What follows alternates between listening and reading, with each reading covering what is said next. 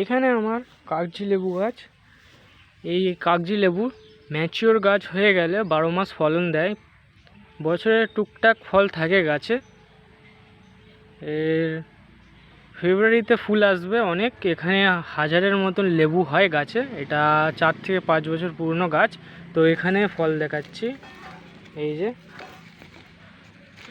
3টে, কোনো 4-5টা এরকম থোকা হয়। এই যে এখানে ফলটা দেখাবো, এই যে বড়, এখানে ছোট, এখানে আর একটু ছোট।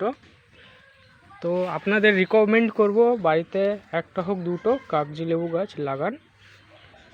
ওই বড় কাগজি লেবু গাছ থেকে আমি গুটি কলম করে এখানে একটা ছাকরা কাগজি লেবু গাছ বসিয়েছি।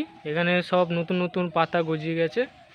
এই সময় একটা স্প্রে মারতে হয়, নালে ক্যাঙ্কার ধরে যায়, পাতা পুরো একদম মুড়িয়ে দেবে।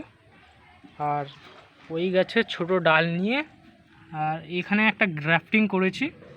এই যে এর গোড়াটা হচ্ছে কাগজি লেবুর দানা ফেলে গাছটা হয়েছিল, আর এখানে বসিয়ে আর আমি এই ডালটা গ্রাফটিং করেছি। এই যে এখান থেকে গ্রাফটিং করেছি। তো বন্ধুরা, এরকম নতুন নতুন ভিডিও পেতে গেলে আমার ইউটিউব চ্যানেলটা আপনারা অবশ্যই সাবস্ক্রাইব করে রাখুন। আজকের জন্য এতটাই।